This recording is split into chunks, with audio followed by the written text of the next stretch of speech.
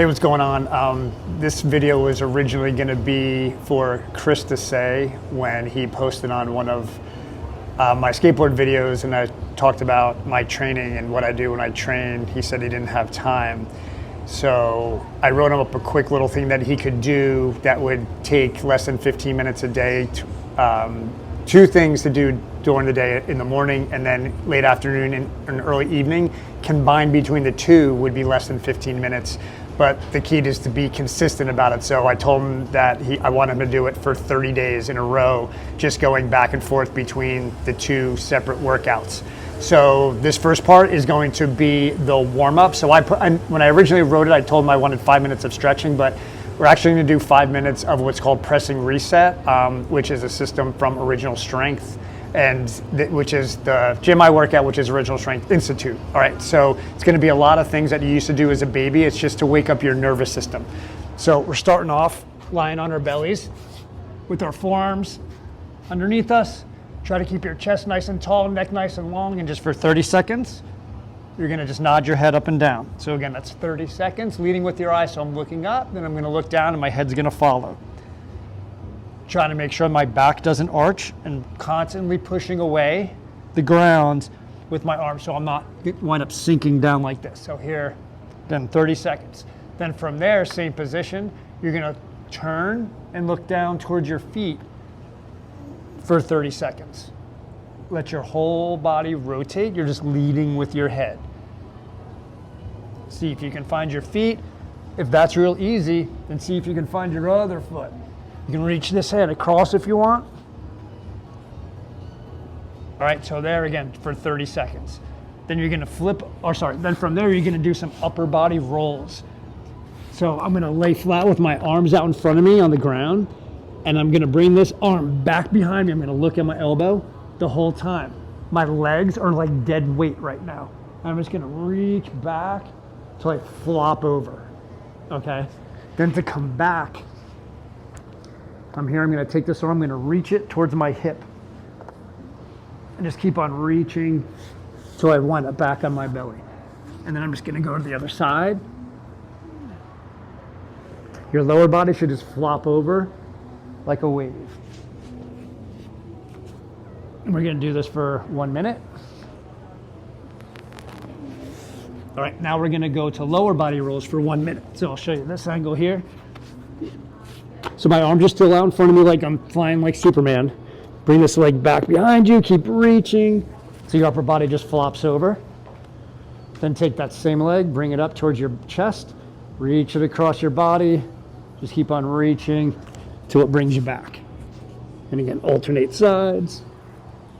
And we're gonna do this again, you're doing this for 1 minute. All right, now from there, for 30 seconds, you're gonna do dead bugs. So with dead bugs, I'm gonna be either here with my chin tucked, my head flat, trying to get my arms and legs straight up towards the ceiling, getting my tailbone off the ground, and I'm gonna drop opposites only, trying to keep the other arm and leg steady. So now I'm working movement while I stabilize. If this is difficult, if you feel stress on your lower back, if it hurts your hip flexors, then what you can do is come to here, still trying to keep that tailbone off the ground, and reach out this way. If this is difficult, then you can go try doing that. You just want to make sure that you're doing opposites and not the same side. Don't do that, all right? It's opposites. So I'm gonna do that for 30 seconds. Then I'm gonna drop my hands out to the side, keep my knees bent, my feet up off the ground. I'm gonna do some windshield wipers, dropping my knees from side to side, keeping my shoulders flat on the ground. I do not want to let my shoulders roll up. So if, say I get to here, and then that's as far as I can go, and I start doing this, then that's as far as you go. It's not about getting your knees to the ground. Try to keep your tailbone pulled off the ground with this one too. It'll help you be able to rotate. Again, we're doing that for 30 seconds. So now we're at 1 minute, or at 4 minutes, so we have 1 minute to go. The last thing we're gonna do is we're gonna come up, get on our hands and knees, wrists right below the shoulders, knees right below the hips, looking out at the horizon. You can be up on your toes or on your laces with your feet. You can mix it up. And you're just gonna go nice and easy for 1 minute. and just gonna rock forward and back, keeping my arms straight, trying to get my shoulders past my fingertips, and try to get my butt back to my calves or my heels, whichever, without rounding my back. So if I'm here and I start to do this as I go back, then you either need to concentrate with keeping good posture, or that's just as far as you go for now. You know, like if I'm about to feel my back round here, then that's where I stop. So then I only rock this far for now. And I'm just trying to get my shoulders past my fingertips a little bit. All right, this is really good. Not only good for your hips, knees, ankles, toes, wrists, shoulders, but you're gently doing some strengthening with your shoulders. All right, but you're getting your hips in really, full flexion while you're doing it too. We don't do a lot of stuff where we're fully flexed at our hips. So that works really well for this too. You can always honestly make this a little more difficult. If you're there, don't just do it because it's harder. Do it if you feel like you can. Take your knees up off the ground and do it. Okay, again, only do it if you're there. All it does is add more input to your nervous system. If you're not there, the input that you're getting in your nervous system with your knees on the ground is good for now. All right, so that's what you're gonna do for the beginning of workout A and B. All right, that's gonna be the same each time, and you're gonna wind up doing this twice a day also. So again, once in the morning, and then once in the late afternoon, early evening, okay? And then we're gonna get on to the workouts. All right, so this is workout A. So the workout A is you're gonna do this for 30 days. So day 1 is gonna be workout A, and you're gonna do workout A on all the odd number days. All right, so even if you have to miss a day, then that wouldn't count towards the number of workouts you're doing anyway. So best case scenario is you do it 30 days in a row. But if you can't do it 30 days in a row, that's fine, but you're still doing 30 days of this program. So say you're able to do it on Monday, and that'd be day 1, but then Tuesday you couldn't do it, and you were able to do it Wednesday. Wednesday's actually day 2 then, okay? So that would be your even numbers, and that's when you're doing B. So workout A is on all the odd numbers, and workout B is on all the even numbers. So workout A, you're gonna start off, I'm telling you, if you don't do this, I can't help you, all right? So all you're gonna do is 10 squats, and that's it. All right, I'm gonna show goblet squat, but if you need to, you're just gonna do body weight squat if that's where you're at. All right, the key is that you wanna make sure that when you're squatting, you're trying to sit in between your legs. So if you can get your elbows down to your knees, that's great. Okay, that's basically where you wanna try to get to. We're not doing heavy lows, we're not doing squats like this with a barbell. We're doing squats like this. All right, this should be a place of rest, believe it or not. I mean, most people struggle being here, but you should be able to be nice and relaxed here while you're doing this. All right, so you can do body weight if you want. Adding a little bit of weight actually helps with stabilizing though. So if you're having trouble getting really deep, just grab something light. If you want to make it a little bit harder, then I have a 16 kilogram kettlebell. You can just, here, all right? And all you're doing is 10, make sure, good posture. So when I'm here, I'm gonna sniff in some air, brace, come down, I'm staying braced. I didn't let go of that air yet. Drive up nice and tall. All right, don't let this happen. If that starts to happen, you either need to make sure that you're engaging more or the weight's just too heavy. So again, you gotta be honest with yourself because I don't want you to get hurt. So you're gonna do 10 squats. You can also, if you have a dumbbell, like that, okay? So dumbbell works too. Then you're just gonna go down and you're gonna do 10 push-ups. And you can break them up any way you need to. You can also modify them any way you need to. So regular push-up, you're here.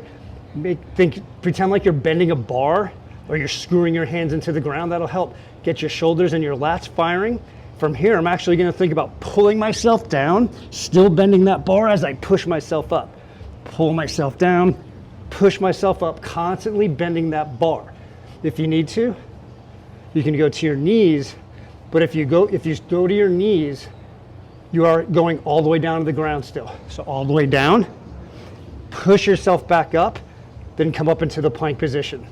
Knees back down, pull yourself down, push yourself up, up to a plank position, okay?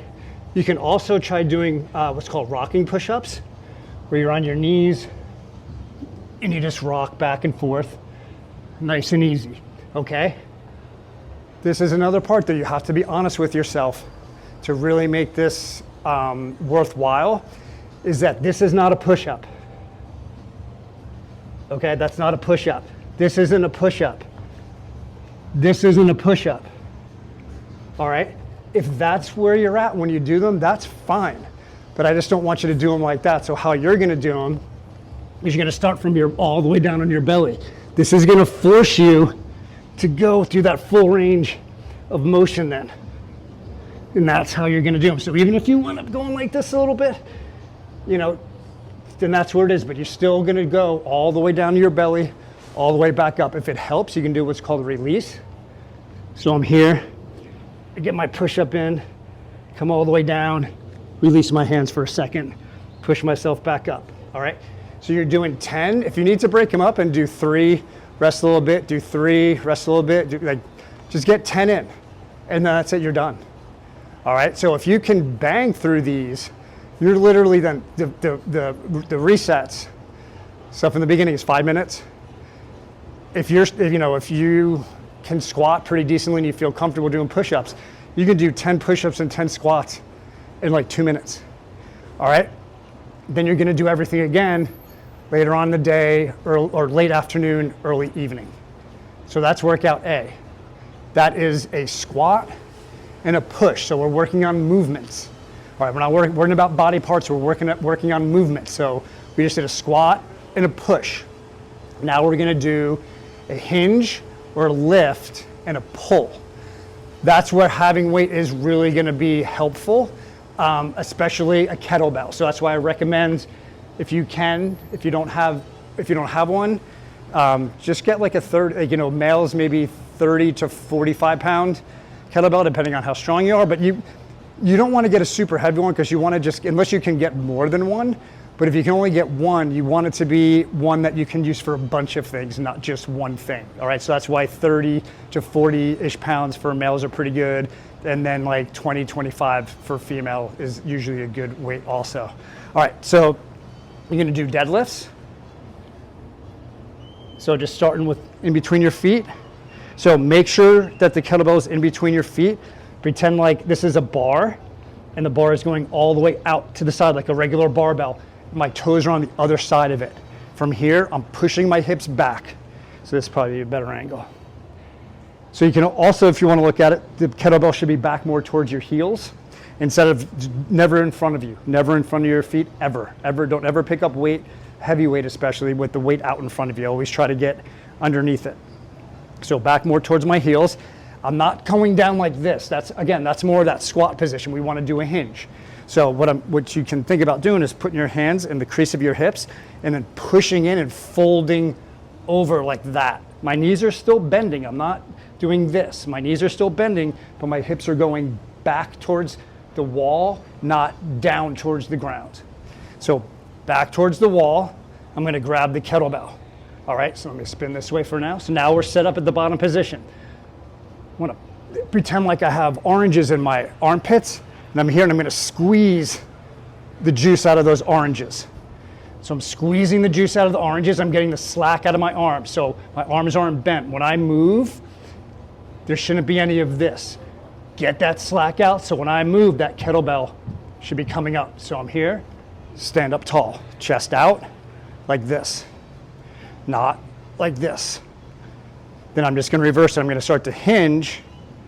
When the bell gets about my knees, that's when I bend my knees. Push the ground away with my feet like I'm pressing the ground away from me. Squeeze those oranges, get the slack out. Stand up, drop my hips forward. Don't lean back. Here.